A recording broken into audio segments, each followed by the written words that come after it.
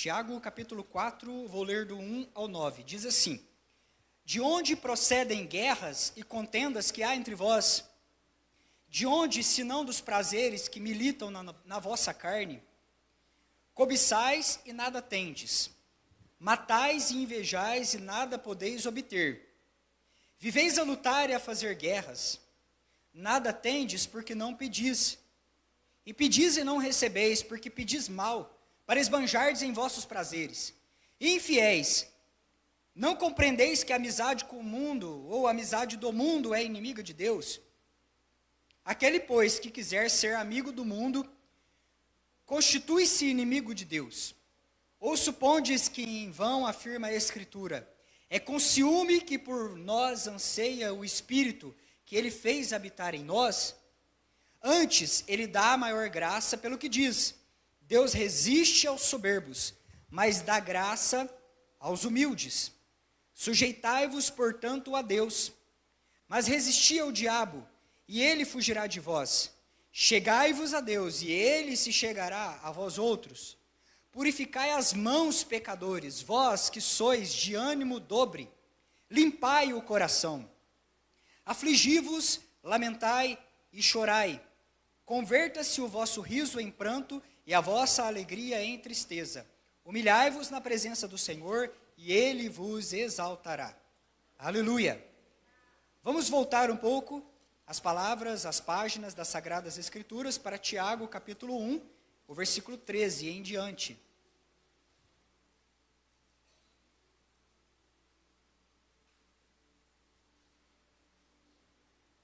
Tiago, capítulo 1,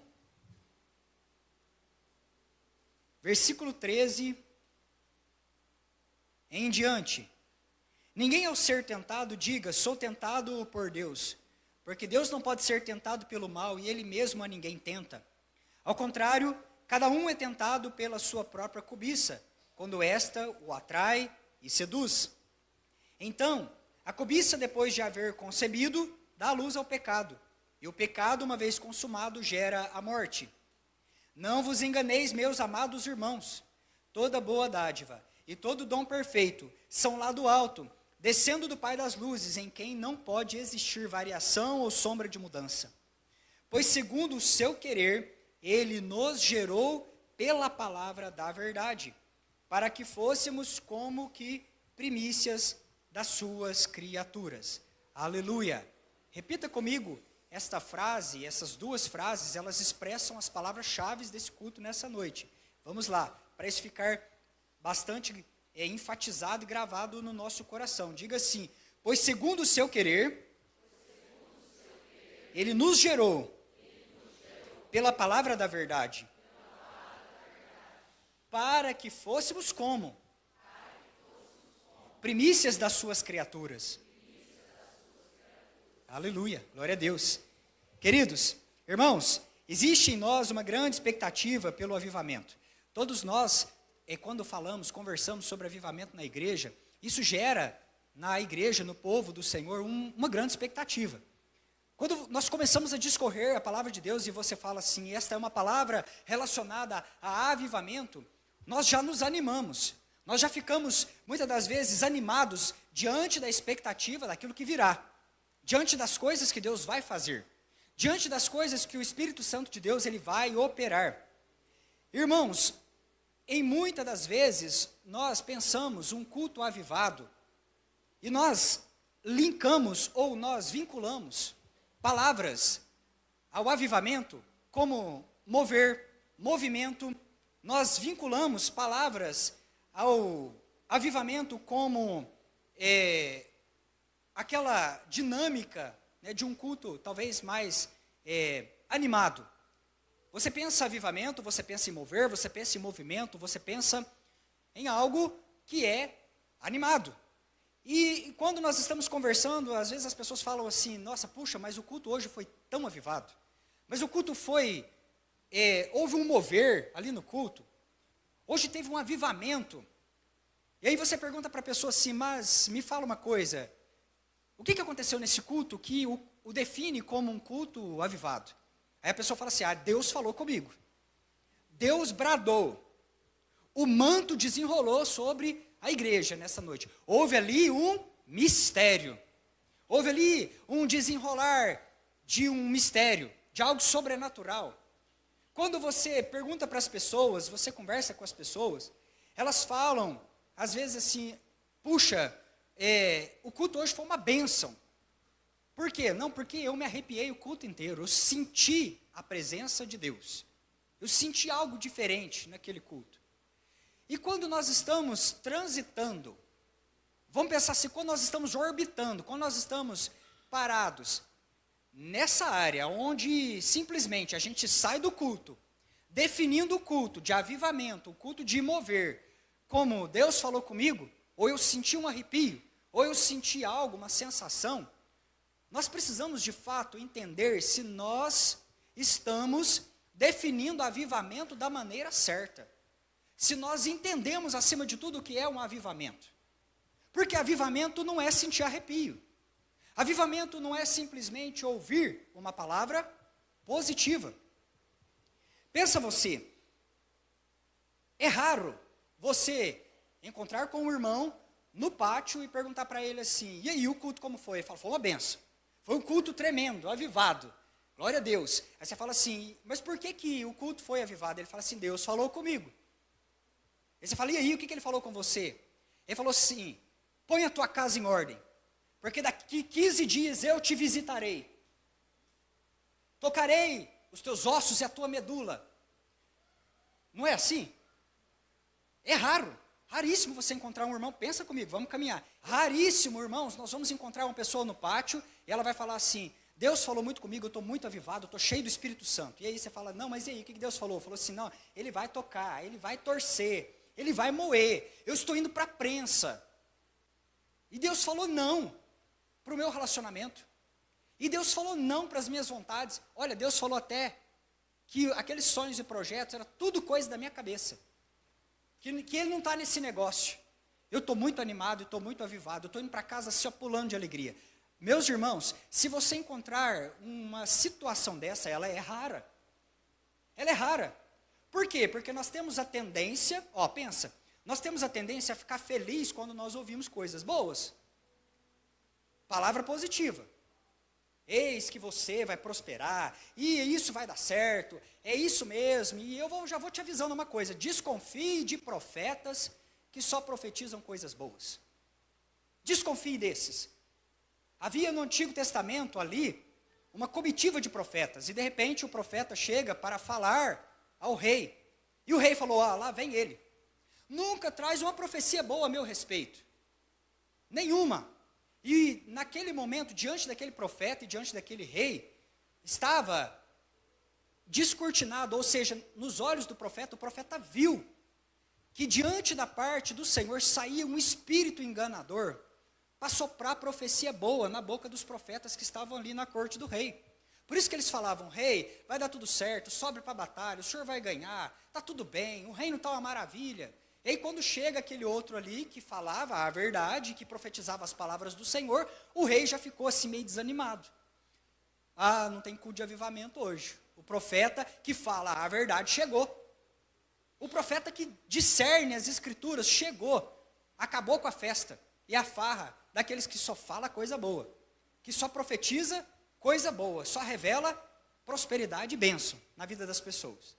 Então começa a desconfiar dessas coisas.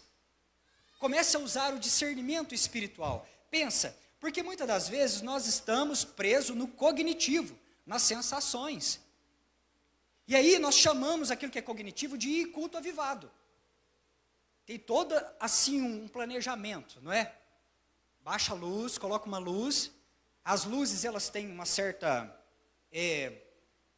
um impacto psicológico. Então tem algumas luzes animam, outras quebrantam o espírito, e aí você pega um pad, né, e um teclado, né, segurando. O que é o pad? É quando segura naquela atmosfera ali, né. Quando você vê, está todo mundo chorando já, né. Às vezes era o ar-condicionado, estava frio demais, né. Esfriou muito o ar-condicionado, todo mundo arrepiou, mas o culto hoje estava arrepiante, né. Os diáconos esqueceram de regular o ar. E nós vamos para casa chamando essas coisas de avivamento. E nós precisamos ter discernimento espiritual. O que é avivamento? Família Filadélfia, viver no ambiente da presença manifesta de Deus. Isso é avivamento. Avivamento é viver no ambiente da presença manifesta de Deus. Perceba que entre o avivamento provocado no Pentecostes e aquela igreja que estava caminhando antes do Pentecostes, existe uma cruz. E é sobre isso que nós vamos conversar nessa noite, a cruz de Cristo. A vida cristocêntrica, o impacto da graça de Deus em produzir em nós verdadeiro avivamento. Entre o Pentecostes, entre uma igreja avivada, entre uma igreja que vivia constantemente na presença. Pensa você, irmãos, uma igreja que lavava louça na presença.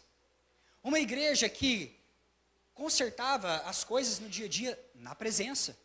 Uma igreja que criava os filhos na presença. Uma igreja que cultuava na presença. A presença não saía do redor daqueles filhos de Deus, porque eles viviam avivados. Onde o povo de Deus se reunia, onde eles estavam no seu dia a dia, Jesus estava lá com eles. O Espírito Santo estava lá com eles o tempo todo.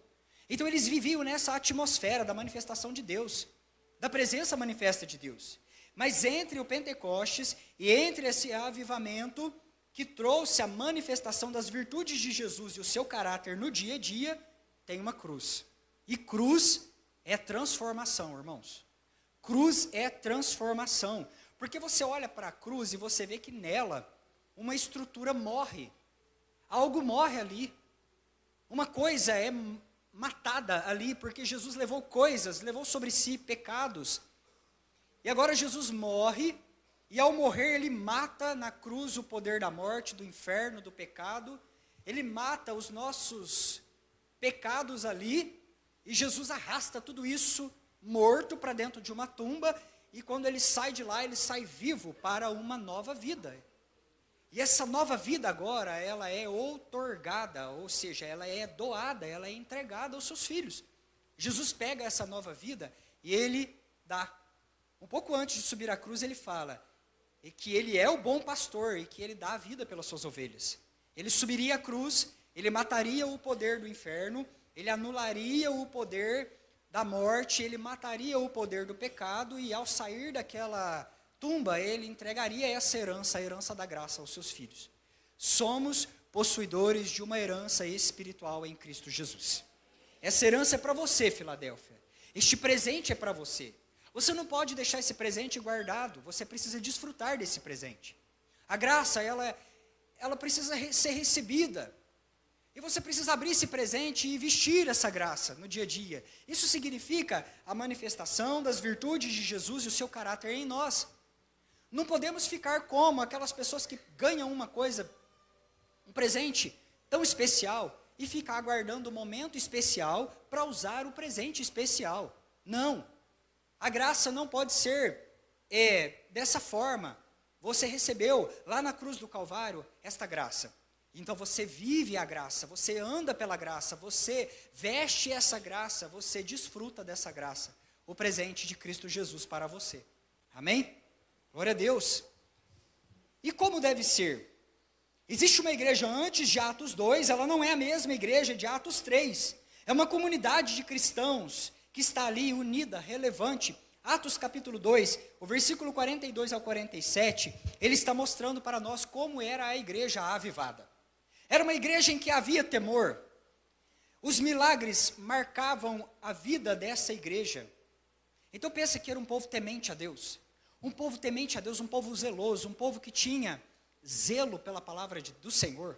Mas era um povo também que vivia milagres extraordinários na vida da igreja, curas sobrenaturais, pessoas sendo levantadas das enfermidades para uma nova vida. Você olha a igreja avivada, como ela é, como ela precisa ser, e você encontra ali em Atos esse modelo de uma igreja alegre, de uma igreja de bom humor, de uma igreja com singeleza de coração. Irmãos, uma igreja fácil de lidar.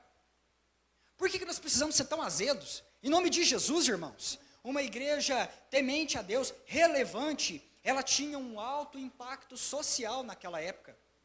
Perceba que, por várias vezes, Deus estava levando filhos amados para falar na frente dos reis, para falar na frente dos governadores. Tem um momento que Paulo, ele está ali, naquela prisão, e o governador, ele viaja com a esposa dele e reúne, meus irmãos, reúne a elite inteira daquela época, para ouvir a pregação de Paulo. Eles falam assim, manda trazer o Paulo, nós queremos ouvir a palavra de Deus. Nós queremos ouvir a voz da igreja relevante. Nós queremos ouvir a voz da igreja que tem autoridade. Então agora se assenta governador, magistrados, juízes, pessoas de grande importância daquela época, para quê? Para ouvir a voz da igreja. Então a igreja tinha uma importância muito grande naquele momento, uma influência muito grande. A igreja tinha um alto impacto social no cuidado dos órfãos, no cuidado das viúvas, no cuidado do estrangeiro, no cuidado dos vulneráveis. Irmãos, aquela igreja não, presta atenção nisso, a igreja não colocava na mão do corvo o que era para os filhos de Deus fazerem. Coisa terrível é isso, quando tem profeta morrendo à míngua, e os corvos têm que fazer o serviço, daquilo que é o serviço dos filhos. Deus passa os olhos e fala, vou ter que mandar os corvos levar carne para o profeta. Essa igreja aqui não deixava esse tipo de coisa acontecer. Creio que pelo discernimento do Espírito Santo você entende o que eu estou dizendo. Essa igreja aqui não colocava as suas pautas, cuidado de órfão, cuidado de viúva, impacto social, cuidado de estrangeiro, na mão de corvos.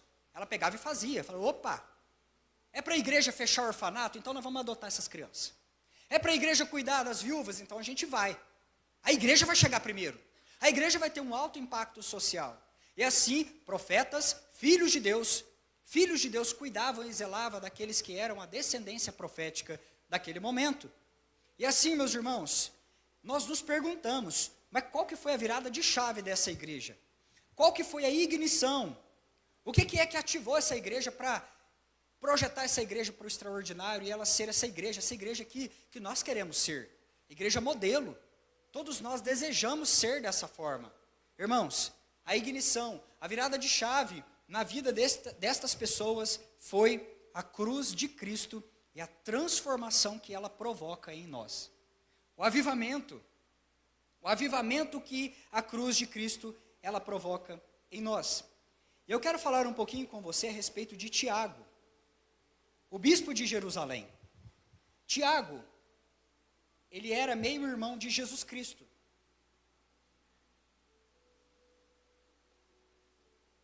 Quando Jesus nasce da Virgem Maria, José e Maria agora, eles têm mais filhos, irmãos de Jesus, José, Judas, Tiago, irmãos de Jesus. E esse aqui que escreveu essa carta, ele é Tiago, o irmão de Jesus. E ele era bispo ou pastor da igreja de Jerusalém. Um homem severo, sistemático e muito sábio. Era tão sábio que o apóstolo Paulo, em dado momento, foi até o Tiago para pedir conselhos para ele. Você pensa, Paulo, ele é um homem de altíssimo quilate, de valor inestimável. Ele vai até Tiago porque ele desejava ouvir as palavras desse apóstolo. E aqui nós encontramos este homem, e a nossa tendência, às vezes, errada, é fazer igual nós fizemos lá no começo do culto com a questão do avivamento. Uau! Será que ser meio-irmão de Jesus, como que deveria ser essa rotina familiar? Imagina você ser criado na mesma casa de Jesus Cristo. Imagina você, que coisa maravilhosa, conviver na família de Jesus, com seus irmãos, conviver na família do Salvador, daquele que veio à humanidade para estender a nós a graça. E aí nós caímos no mesmo pecado, de caracterizar avivamento como coisa humana, avivamento como arrepio, avivamento como estratégia, avivamento como metodologia, avivamento como movimento, avivamento como qualquer outra coisa que não seja a presença de Deus. E aí nós vamos nessa mesma contramão aqui, pensando e tendo a tolice de imaginar que por sermos, muitas das vezes, aliás, por Tiago ser da família de Jesus, ele teve assim alguma vantagem nesse sentido, em tudo que ele é aqui. E aí você pensa assim, eita, Tiago, ele chegou lá, pastor da igreja de Jerusalém, uma das igrejas mais proeminentes daquela época. Chegou lá porque era meio irmão de Jesus. Chegou lá porque tinha uma criação assim, assim, assim. Isso aí tudo foi mérito humano.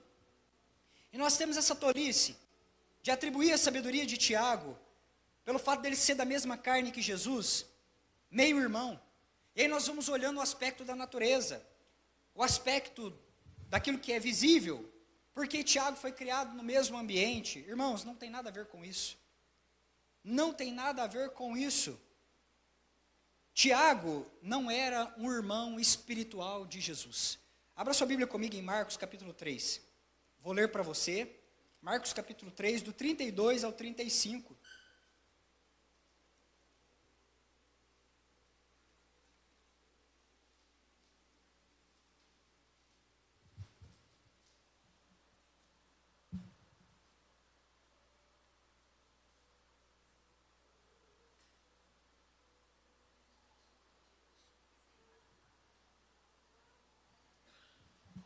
Você encontrou?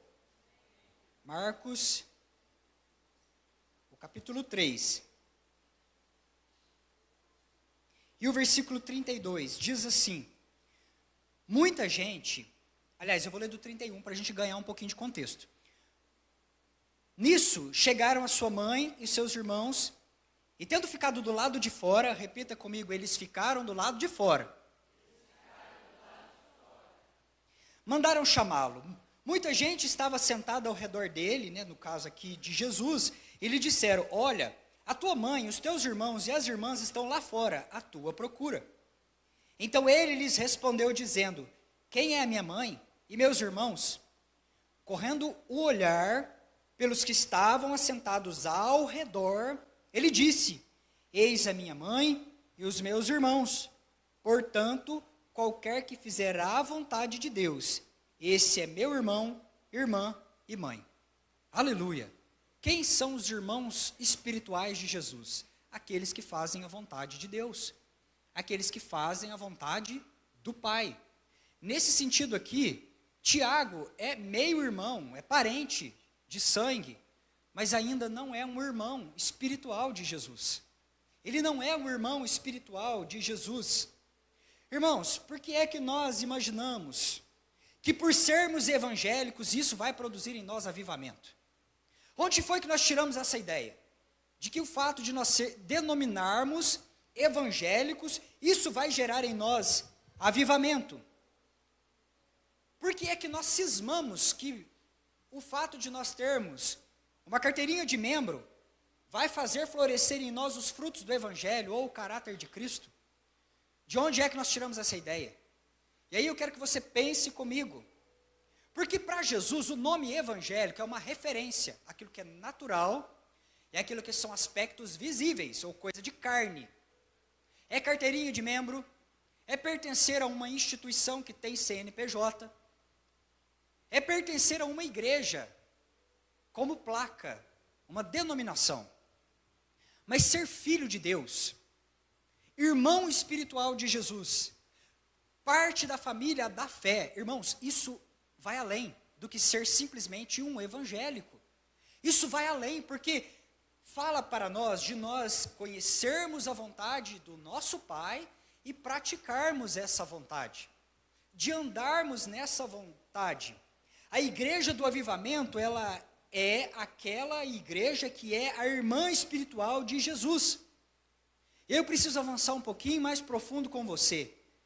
Essa palavra irmã, aqui em Marcos, ela vem do grego adelphos, e ela diz assim: gerado do mesmo Pai, que tem intimidade e comunhão, pessoa da mesma dignidade de Jesus.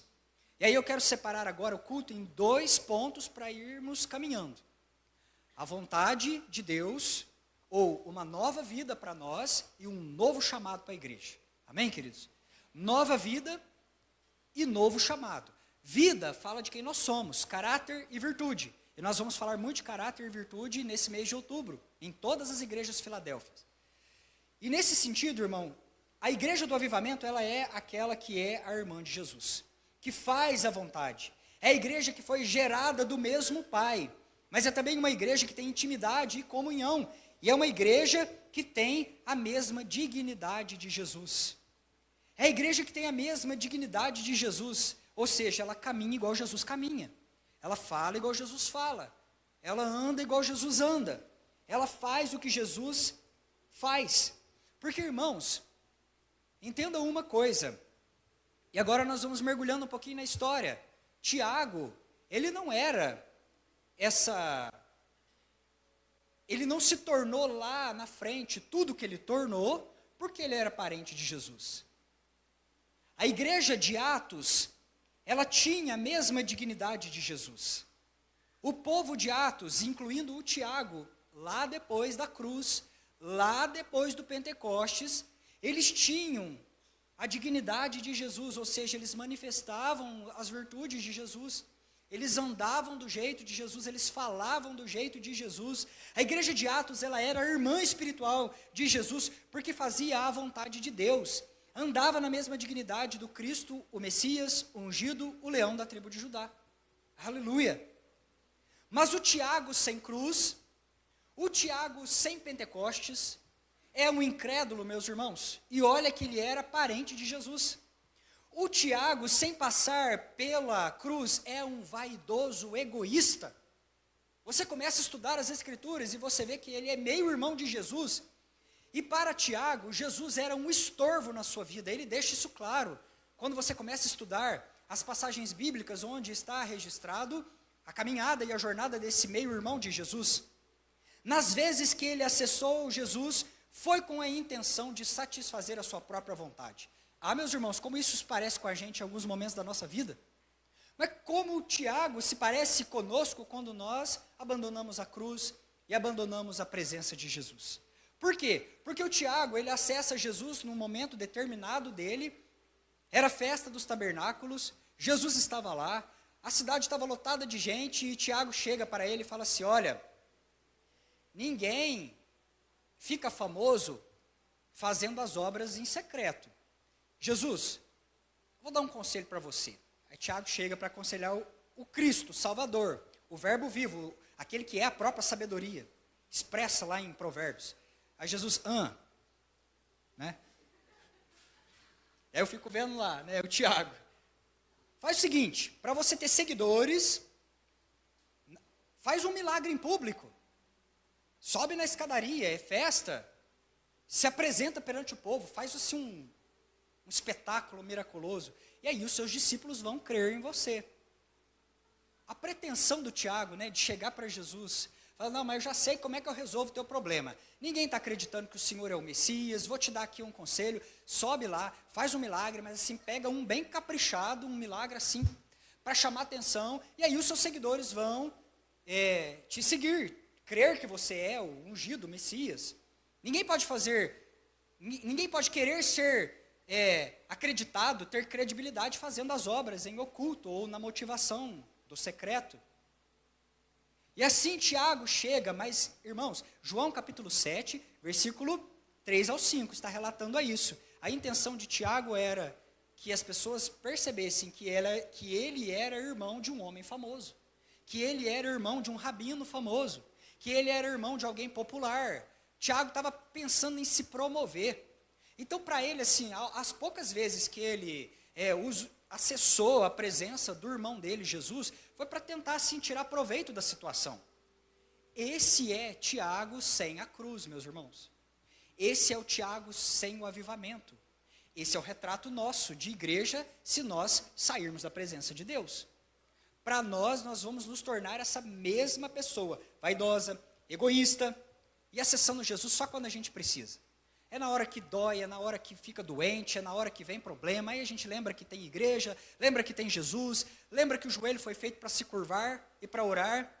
A gente lembra que tem boca e que sabe orar. Tinha até esquecido que sabia orar, porque estava tudo tão bem na minha vida. De repente, o barco balançou, a tempestade veio, e eu resolvi acessar a Jesus, o milagreiro. Jesus faz milagres, eu vou lá acessar Ele, porque eu preciso. E assim somos nós, sem a cruz. E assim somos nós sem a presença. E esse é o Tiago, e aí depois vem a cruz, e vem a transformação, e vem o avivamento. E após a cruz, após Jesus morrer, após Jesus ressuscitar, a Bíblia diz lá em Coríntios que Tiago estava no meio daquelas testemunhas, ele viu quando Jesus apareceu, ressurreto, depois da morte, mãos furadas, pés furados, lado transpassado. Tiago contemplou todas essas coisas. A vida daquele homem nunca mais foi a mesma, porque ele teve um encontro com a presença de Deus. E o Tiago, após a cruz, ele é o pastor de Jerusalém.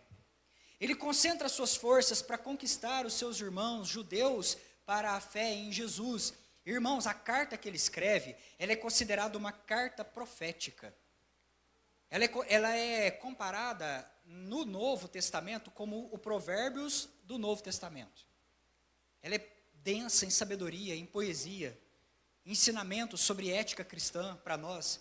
Porque a sabedoria de Deus veio no coração daquele homem. Ele abandonou aquela velha vida, uma vida baseada em performance, uma vida baseada em métodos humanos, e ele agora estava do lado de dentro. Você não encontra mais o Tiago do lado de fora, mas agora ele está do lado de dentro. Ele está do lado de dentro. Uma nova vida, um novo chamado. Não encontramos mais Tiago do lado de fora. E como é que o Tiago passou de um evangélico morno para alguém relevante e necessário nessa terra? Como é que isso aconteceu? Você acha mesmo, Filadélfia, que ele chegava num lugar para pregar e falava assim: olha, eu sou parente de Jesus, o Salvador, o crucificado, que ressuscitou? Não, meus irmãos, de maneira nenhuma. Tiago, ele era visto como alguém importante, necessário na sua comunidade da época, porque ele só punha para fora o que Jesus colocava já do lado de dentro. Ele só botava para fora o reino que Deus gerava dentro dele. Então Tiago chegava num lugar, ele não usava essas credenciais de meio irmão de Jesus, porque isso é ser evangélico, meus irmãos. E morno ainda. E usar méritos humanos para poder chegar num lugar e ser relevante. Mas que loucura que é essa? Onde é que nós fomos parar, meus irmãos, nesse tempo pós-moderno? Porque a igreja de Cristo Jesus precisa ser conhecida, porque é uma igreja que tem palavra de autoridade, uma igreja que pisa nos ambientes e muda a situação, igreja que tem temor, igreja que cura, igreja que opera sinais, igreja que fala a verdade, igreja que não fica se vendendo e se prostituindo, igreja relevante, igreja que zela por órfãos, viúvas, estrangeiros, igreja que cuida dos vulneráveis, igreja que tem palavra de direção, seja para quem for, e que não teme se é juiz, se é rei, se é governador, se é os poderosos dessa cidade, os ricos, e os entendidos, e os sábios. A igreja se posiciona. Pedro estava posicionado, um homem pescador, meus irmãos, um homem que nem letrado era, não tinha estudo. E por que é que nós ficamos às vezes encolhidos? Ah, mas eu não tenho estudo, eu não sei ler direito, não sei. Irmãos, Deus te enviou com poder e autoridade nessa terra. Você é a igreja irmã de Jesus Cristo. Você é a igreja a qual o Senhor, Deus, entregou esta geração. É a igreja que liga e que desliga. Igreja que tem autoridade. Igreja que é uma voz, irmãos. Uma voz que fala a Deus com doçura na adoração, mas que fala com autoridade nessa terra. Deus entregou para você. Você é o profeta dessa geração. Você é esse escolhido para esta geração. E assim, eu pergunto para você, você é realmente necessário, igreja? Mas pensa você no sentido de pessoa. Já parou para pensar nisso? Essa terra realmente precisa de você? E pelo amor de Deus, não me vem com vitimismo não. Ai de mim, o bichinho de Jacó, né? Ah, o pior dos pecadores. Não. Pensa como filho de Deus. Mentalidade de filho. Mentalidade transformada. Essa terra precisa realmente que você respire nessa terra. E que você faça o que você vem fazendo e desenvolvendo. Ai de mim, pastor, sou o menor de todos da casa de meu pai. E aí eu te lembro que Deus foi lá e pegou o Davi, escondido lá no meio do rebanho. E falou, é esse. E vai ser rei sobre todo Israel. Então, pelo amor de Deus, não vem com esse discurso não. de pequenininho, de bichinho, de vermezinho. Não, você é filho de Deus, em nome do Senhor Jesus. Jesus morreu na cruz, e as virtudes do Cristo estão sobre nós. Tudo de Deus está no Cristo, tudo do Cristo está na igreja. E nós fomos enviados com esse poder que repousa sobre nós. Então é hora da gente chacoalhar a poeira e vestir a graça e acessar essa autoridade e falar, não, Deus tem uma missão para mim. Onde é que Deus quer me posicionar? É para falar com os grandes? Eu vou. É para falar com os pequeninos? Eu vou. E Paulo entrava e saía diante de governadores, e com a mesma motivação, mesmo zelo, meus irmãos, mesmo carinho, ele ia lá para os pequenininhos e falava. Não importava se tinha 20 no culto, estava uma multidão, ele pregava do mesmo jeito. E se ia pregar para rei ou para os pequenininhos, lá na beira do riacho, ele ia também do mesmo jeito. Mesmo amor, mesmo zelo, mesmo carinho, mesma disposição. Ele estava ali, porque ele entendeu o lugar dele no reino. E assim também, isso é necessário para nós. Você é necessária nessa terra, Filadélfia. Você é relevante, você tem sido relevante. Você tem sido relevante nos teus espaços. Uma igreja que ora pelas pessoas. Uma igreja temente a Deus. Uma igreja que zela da palavra. Uma igreja que assumiu ali a autoridade da família em oração. Uma igreja que põe Satanás e seus demônios para correr. Como é que nós temos nos comportado? E aí eu quero falar sobre nova vida e sobre um novo chamado. Ser irmão de Jesus é viver uma nova vida por meio da cruz. É receber a graça. Tudo que nós vivemos, tudo que nós expressamos, não é porque nós somos parte da igreja de Filadélfia, não é porque, irmãos, nós temos um jeito de ser igreja, não é os métodos, não é a instituição, não tem nada disso. Não é porque nós seguimos determinada linha teológica. Tudo que nós somos, não é porque nós somos evangélicos, porque nós temos uma carteirinha de membro, não tem nada a ver com isso. Ou porque nós temos anos de igreja, ou porque nós nascemos em berço evangélico. Isso tudo é visto aos olhos de Jesus como algo efêmero. Isso não é o substancial. Por quê? Porque para Jesus importa que nós façamos a vontade do Pai. É isso. Quem são os meus irmãos? Quem está lá fora? Quem só me acessa na hora que a coisa fica feia? Ou que quer tirar proveito? Não, Jesus fala. Os que estão lá fora, nem conheço. Mas é aqueles que estão ao redor, em torno da presença, ao redor da presença, acessando a presença, fazendo a vontade do Pai, gerados do mesmo Pai, em intimidade e comunhão, e andando na dignidade do Cristo, esses são os meus irmãos e as minhas irmãs. Essa é a igreja do avivamento. Esse é o povo de Deus, essa é a igreja de Filadélfia. Amém? Glória a Deus. Irmão, mas que amém que é esse? É falta de fé? Não, em nome de Jesus. Você é esse povo. Esse povo com uma nova vida e um novo chamado. Ser irmão de Jesus é viver uma nova vida por meio da cruz. Então tudo que nós somos, tudo que nós fazemos, do jeito que nós caminhamos, é sustentado por Ele. É pelos méritos dEle, é pela graça dEle, é pelo favor dEle. Meus irmãos, é tudo pela graça do Senhor, é Ele que nos põe de pé todos os dias da nossa vida. Não é assim? Nós caminhamos por Ele. Olha, nos nossos dias a gente olha e fala assim, mas está aquele dia terrível. Quando você vê assim que você está fraco, quando você vê que você está assim, patinando, aí vem Jesus e fala, o meu poder se aperfeiçoa na sua fraqueza. Não foi assim que nós ouvimos a palavra do Senhor falando conosco quinta-feira? Aquela árvore, a sequoia, queimando em volta nas chamas, no fogo. Enquanto ela está queimando na fornalha da aflição, ela está espalhando as sementes, jogando sementes por onde quer que passa. Assim é o Filho de Deus. Assim é a igreja que é a irmã de Jesus. Pode caminhar, meus irmãos, assim enfrentando o gigante, passando no fogo, fechando a boca de leões, é no meio do barco da tribulação, mas nós estamos lá, firmados, porque é Jesus que nos sustenta. É por Ele, porque dEle, por Ele e para Ele são todas as coisas. Não é? Glória, pois, a Ele eternamente. Aleluia! E ser irmão de Jesus é esvaziar a nossa natureza, deixar o ego ser transformado, porque a raiz das nossas pelejas, a raiz das guerras, o egoísmo que está em nós, ele provoca as pelejas. E o egoísmo O orgulho, ele é o pecado de Satanás. Foi assim que aconteceu lá no começo de tudo, quando Satanás agora ele peca, ele decide, cisma na cabeça dele que vai colocar o trono dele acima do trono do Altíssimo. Existe uma frase da evangelista Marilyn Hickey, abre aspas, por que o demônio promove tantas lutas na igreja? Ele quer atiçar a desarmonia, porque isso impede que o fluxo do poder de Deus alcance os irmãos. Dividir cristãos é o que ele mais deseja. Razão, porque provoca entre eles desentendimentos, divergências em assuntos como cura divina, falar em línguas. Se nós nos entregarmos a essas divisões, os nossos olhos não podem estar em Deus. Fecha aspas.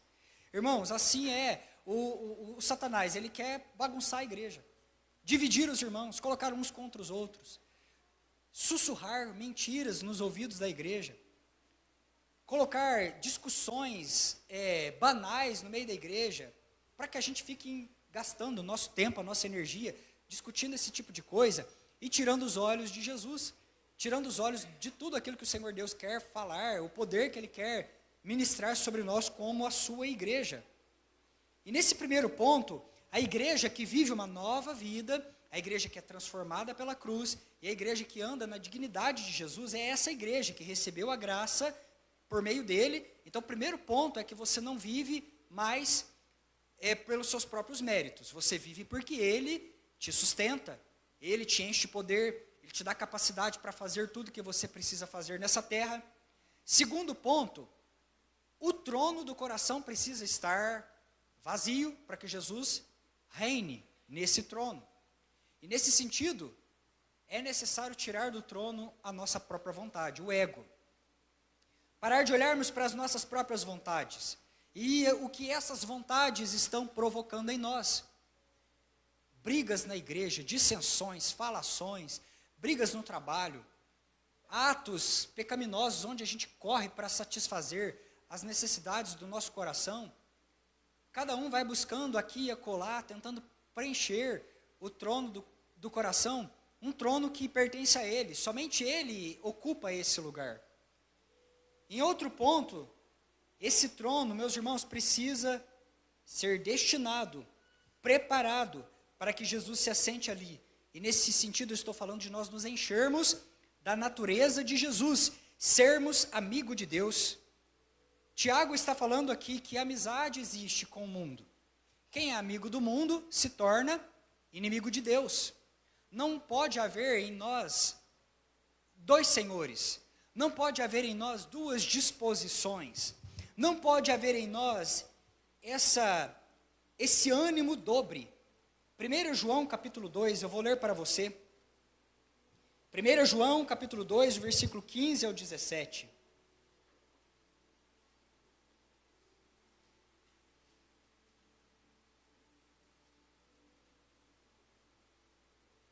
Estou caminhando rápido para nós passarmos tudo aquilo que Deus ele tem para nós. E eu estou abstendo de alguns exemplos práticos, mas eu creio que o Espírito Santo está discernindo tudo no seu ouvido.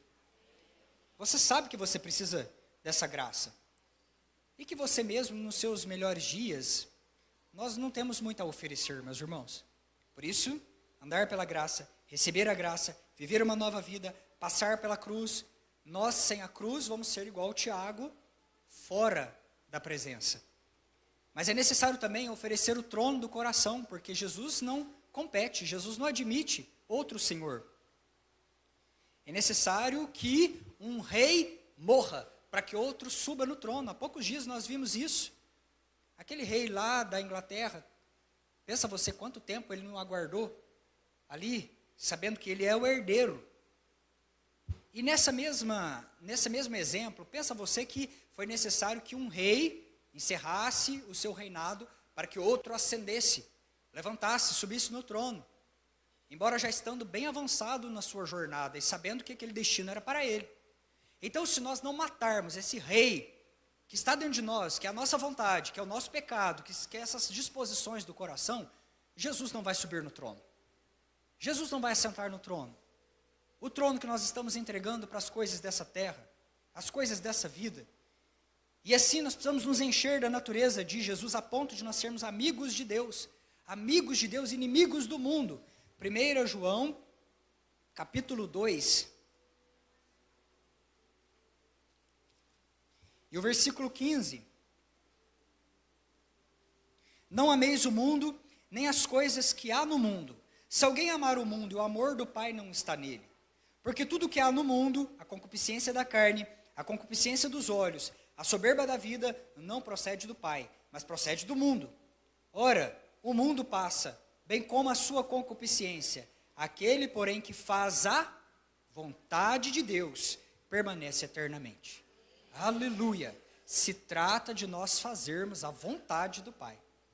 Qual é a igreja que é a igreja do avivamento? É a evangelicada? Não é a turma dos evangélicos, não. A igreja do avivamento são os filhos de Deus, que fazem a vontade do Pai, que vivem ao redor da presença, que andam em intimidade e comunhão, e que caminham na terra na dignidade dele, o jeito de Jesus, a maneira de Jesus. Essa é a igreja, essa é a irmã espiritual de Jesus, a igreja que expressa nova vida e novo chamado. Nova vida, o jeito que nós vivemos, novo chamado, o jeito que nós caminhamos nessa terra. Não ignore o pecado, perceba o que está acontecendo na sua vida, se arrependa, e assim você viverá esse intenso avivamento. Porque se você ficar na dependência dos seus próprios recursos, na hora da tentação, meus irmãos, nós seremos um fracasso. Não tem como resistir. Guarde uma frase, eu digo ela muito nos discipulados, falo muito para os meus filhos. Não se atreva a jogar xadrez com Satanás. Ele sempre te passa a perna. Ele sempre dribla. Na maioria das vezes, ele sempre vence. Mas que história que é essa de brincar com o pecado? Que história que é essa de jogar xadrez com o diabo, meus irmãos? Achando que vai ficar por cima? Não tem como. Não tem jeito. Sansão foi um desses. Hora ou outra, estava ali, no tabuleiro, com o inimigo. Vários homens trilharam esse caminho perigoso e não voltaram de lá. Por quê? Porque foram tragados, a concupiscência, assim como diz Tiago em capítulo 1, seduziu. Ao seduzir, enganou, e de repente, meus irmãos, a consequência foi drástica para aquela pessoa e talvez até para aquela geração toda. Submeta a Deus e a sua vontade. Nós precisamos entender que a submissão a Deus e aos seus propósitos está gerando a imagem de Cristo em nós. Talvez você tenha entrado nessa casa hoje, diante desta palavra confrontadora a todos nós, meus irmãos, você está pensando, pastor, eu não posso mudar. Eu digo a você, em Deus você pode. Em Deus você pode, meus irmãos. Se teve para Tiago o poder necessário para ele ser transformado, há para nós, nessa noite, o mesmo poder disponível em Cristo Jesus. Aleluia! Essa é a essência da cruz. É lá na cruz que a velha natureza morre e uma nova vida nasce. As pessoas são salvas, elas acham que está tudo resolvido. Martinho Lutero, ele diz uma frase, eu pensei que o velho homem tinha morrido nas águas do batismo, mas eu descobri que o infeliz sabia nadar. Agora tenho que matá-lo todos os dias. Isso aqui está falando de mortificação. Todos os dias nós levamos o nosso pecado para a presença de Deus e colocamos diante dele aquele vício, aquele pecado de estimação, aquela concupiscência, aquilo que nós achamos que não tem problema, que não tem nada a ver. Nós colocamos bem visível diante da luz do Espírito Santo. E assim nós levamos ali mortificado. Existe esse movimento da cruz de Cristo, onde ela nos salva. Ela dá uma nova vida.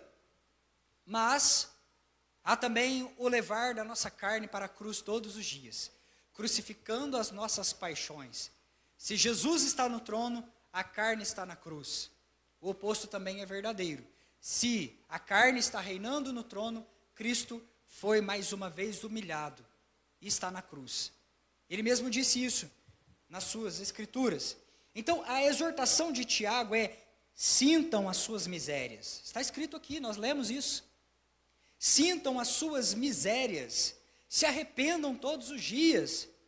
Um povo avivado, os irmãos de Jesus, aqueles que estão dentro, são aqueles que sentem as suas misérias. que renovam a sua mente na palavra de Deus, porque somente o renovo da mente nas Escrituras vai manter a nossa vida no caminho do discernimento espiritual e longe da pressão dos sentidos dessa terra. Porque o nosso coração ele é enganoso, ele tenta muitas das vezes nos tragar, ele tenta passar a perna, ele tenta muitas das vezes mascarar. Irmãos, quantas das vezes o coração, ele chega para você com uma oferta, como se aquilo fosse coisa boa, com um aspecto, com uma roupagem de uma coisa nobre, de uma coisa boa, e às vezes é laço para a tua vida. E aí nós precisamos de discernimento espiritual para viver longe da pressão dos sentidos, pressão da performance, pressão de carne e sangue. Se Tiago está nos chamando para uma nova vida, assim como ele encontrou em Cristo e na sua cruz, ele também está chamando a igreja para um novo chamado, expressar um novo chamado na unção do Cristo. Eu usei a palavra Cristo propositalmente, porque é Ele quem envia. Jesus nos salva, Cristo nos envia. Jesus é o cordeiro que derrama o sangue pela sua igreja e salva. Cristo é o leão que ruge e projeta a igreja. Então é Ele quem te capacita hoje a ser um novo homem, uma nova mulher, livre. Irmãos, o quanto nós somos necessários nessa terra, relevantes. Deus está chamando essa igreja para ser uma igreja relevante. Amém, queridos? Uma igreja relevante, uma igreja que pisa os lugares em santidade, e não uma igreja que anda por aí dando mau testemunho. Como o mau testemunho, ele impede o avanço da igreja de Cristo Jesus. Por quê? Porque as pessoas vão falar, mas você é lá daquela igreja? Mas não é lá na tua igreja que tem aquele fulano? Não paga nem fogo na roupa, não paga as contas, deve para todo mundo na cidade, é lá na tua igreja. É que tem aquele sujeito que trai a esposa, é que tem aquele outro assim, aquela assim, aquele, e aí vai, não é? E que tem aquele irmão assim, assado, que faz aquilo outro, que dá mau testemunho. E aí, meus irmãos, isso milita contra, trabalha contra o avanço do reino de Deus. Por quê? Porque nós não estamos sendo relevantes para esse tempo, para essa geração.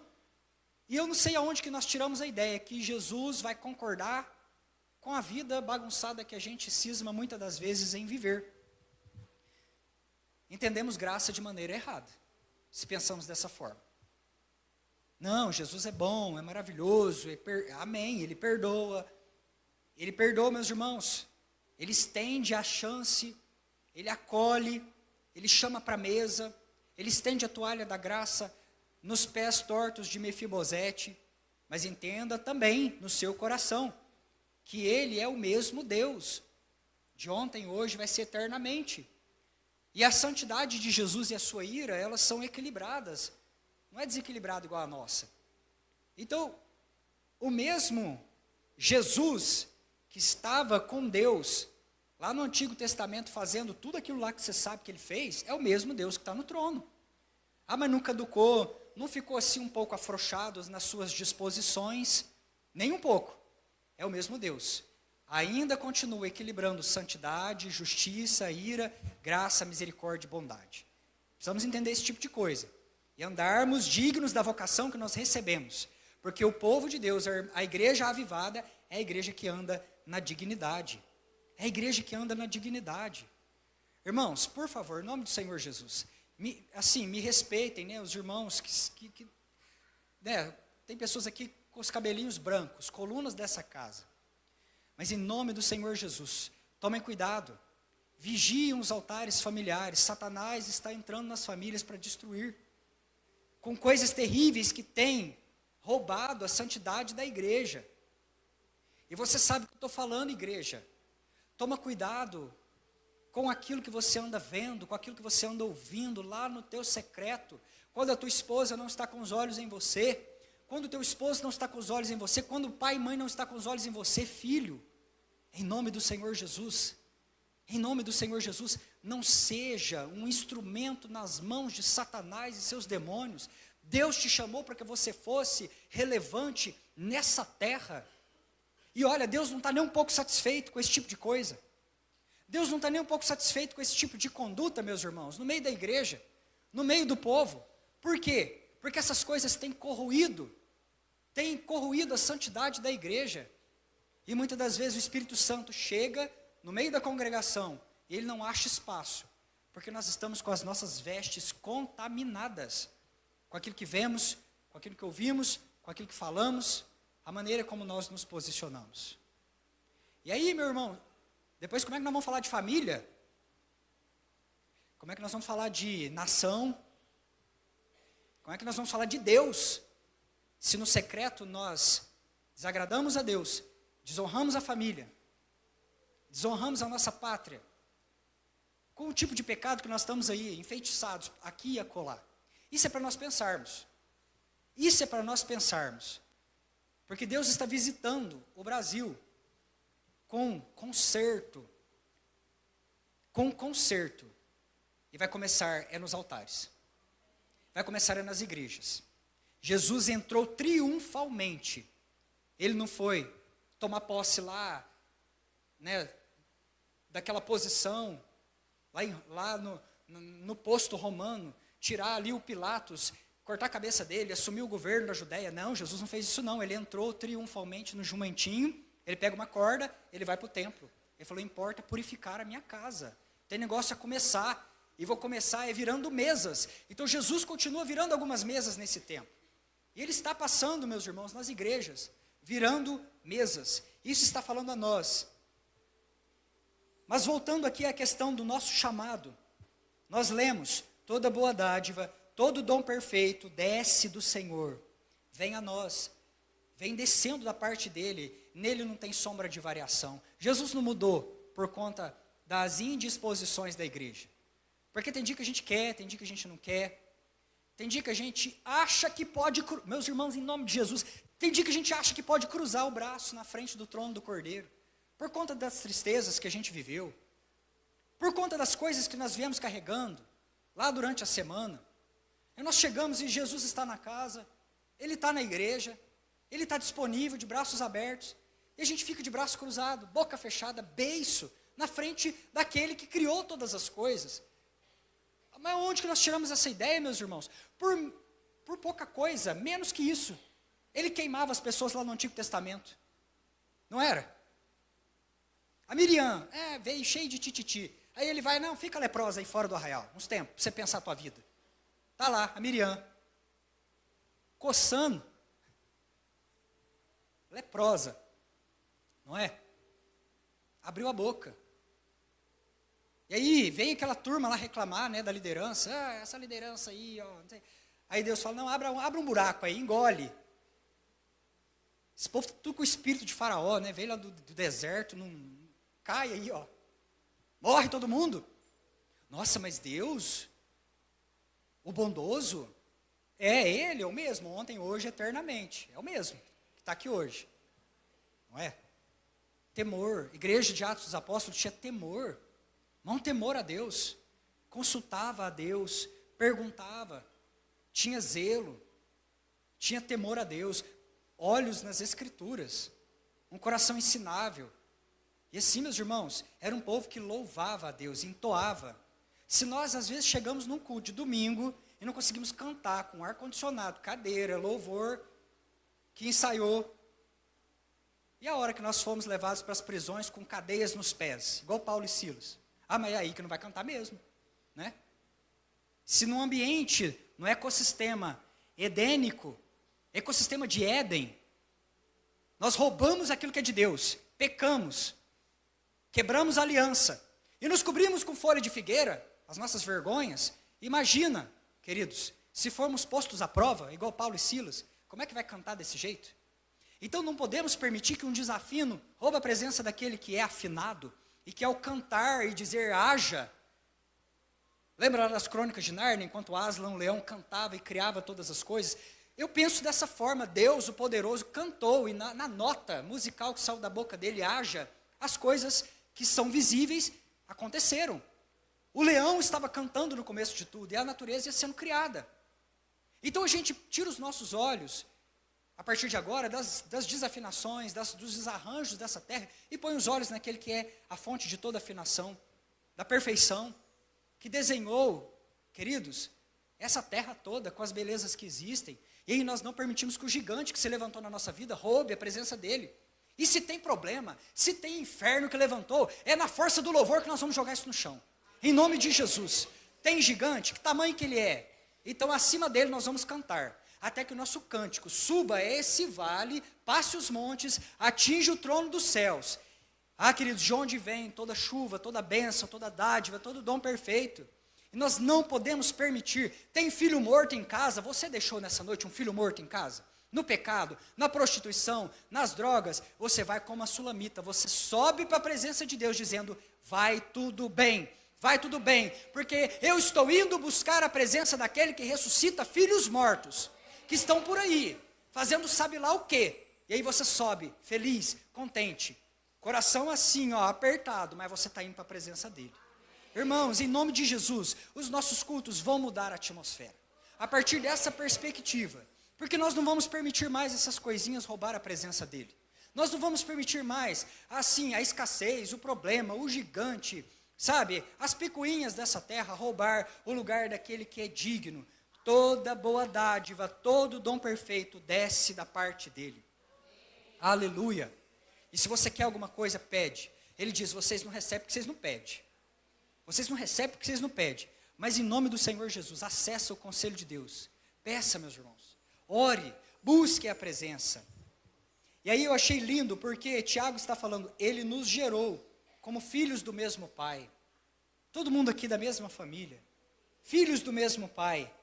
E ele nos gerou nessa filiação divina para as primícias, ou seja, fui buscar o significado de primícias.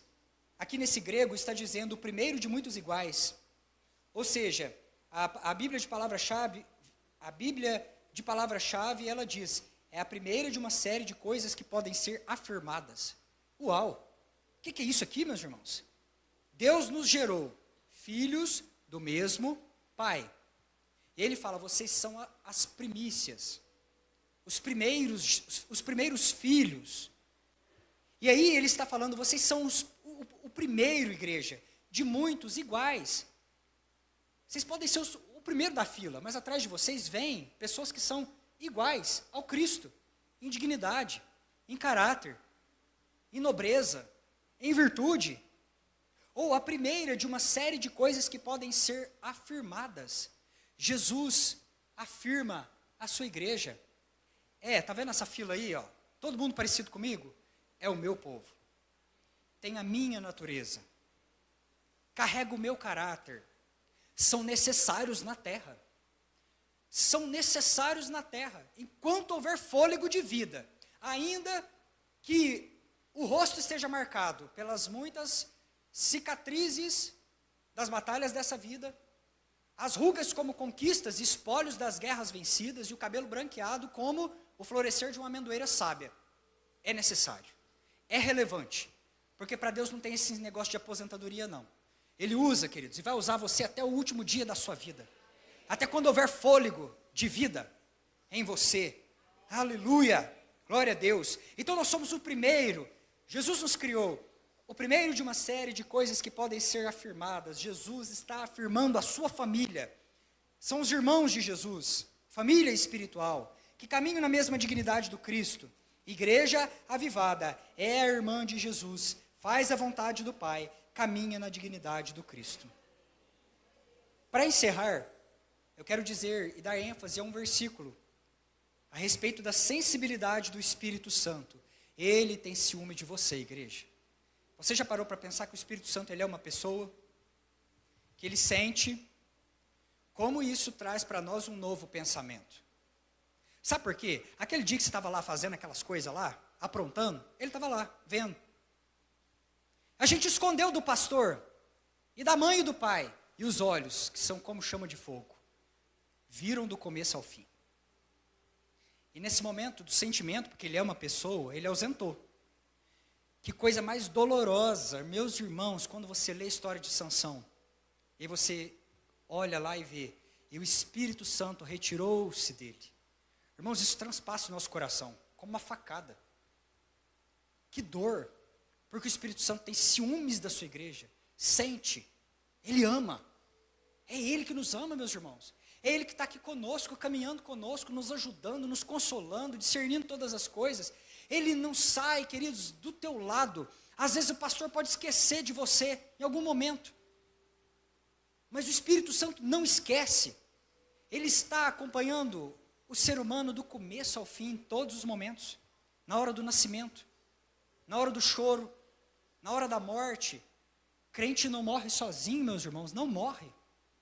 Porque Deus envia os seus anjos para recolher, e o Espírito Santo está lá também, abrindo a porta.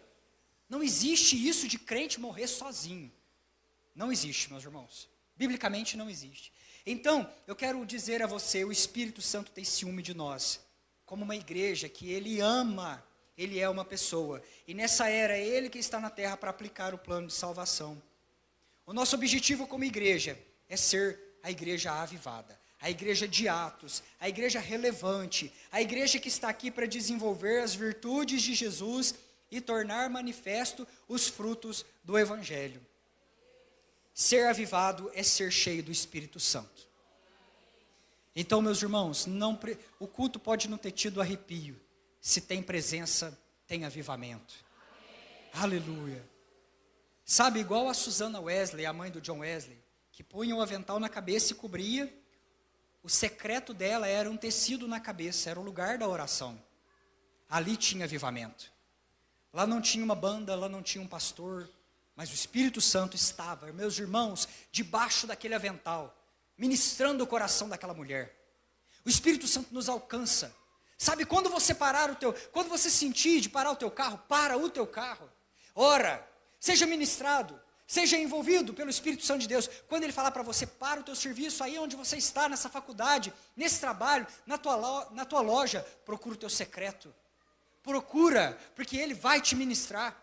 Porque Ele vai derramar sobre você este poder e esta unção Ele vai te capacitar, meus irmãos. O Espírito Santo está vivificando a igreja de Cristo Jesus nessa terra. Somos a igreja avivada. E ser cheio do Espírito Santo não está dependente de um pastor, de uma banda, de uma estrutura, de uma igreja, meus irmãos, de iluminação, de planejamento, não. Ser cheio do Espírito Santo diz respeito a nós habitarmos na atmosfera digna de Deus. Aonde a presença está, aí nós colocamos o nosso pé. Aí nós prevalecemos. Porque nós não vamos ser mais o povo que fica lá fora. Nós queremos ser aqueles que ficam ao redor. Aqueles que fazem a vontade de Deus. Aleluias. Wayne Grudem diz assim, abre aspas, o que é um avivamento? O que é poder do Espírito Santo? É sentir o que Deus sente, é desejar o que Deus deseja, é fazer o que Deus quer, é falar no poder de Deus, é orar e ministrar na força que Deus concede, é conhecer com o conhecimento que o próprio Deus dá, fecha aspas. Irmãos, ser uma igreja avivada é isso, sentir o que Deus sente. Se Deus está entristecido, nós sentimos. É desejar o que Deus deseja.